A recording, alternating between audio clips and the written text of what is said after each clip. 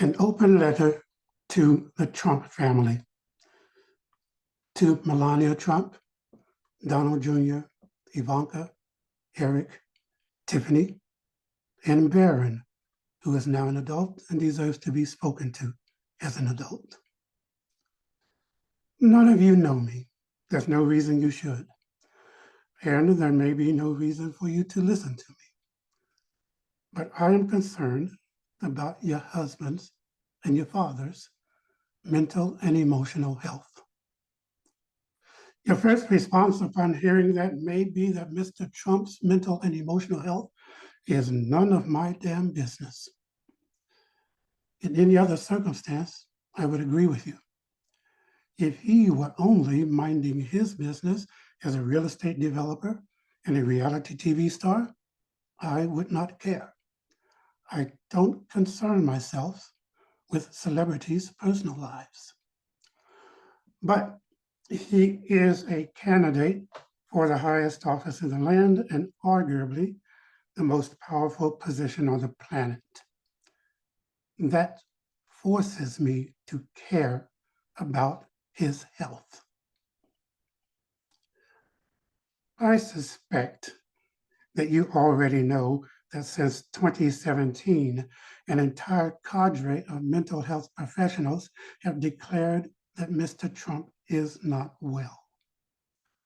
I, as a layman, am speaking now because I believe that he is getting worse publicly. I will give only one example. A few days ago, he posted this message on Truth Social.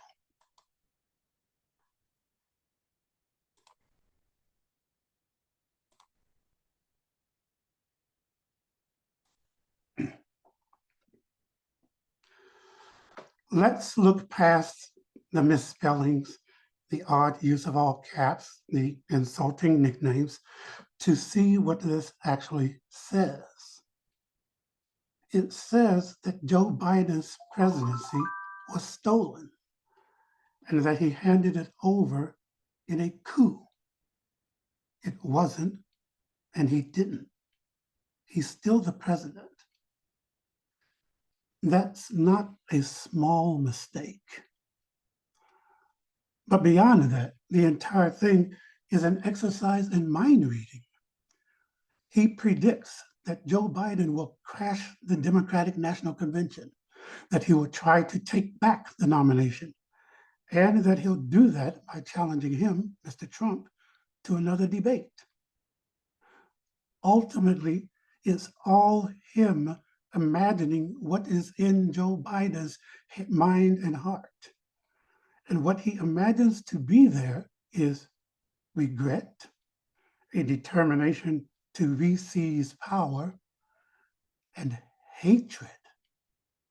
He is saying that Joe Biden hates Kamala Harris, Barack Obama, Nancy Pelosi, Adam Schiff, and Chuck Schumer. Indeed, that these are the people in the world that Joe Biden hates most. If we forget about politics and read this simply as an utterance, if I'm just an old man reading something that another old man wrote, I see a cause for concern. You don't have to be a medical professional to say that this does not sound healthy. Or to use the old Latin word for health, this does not sound sane.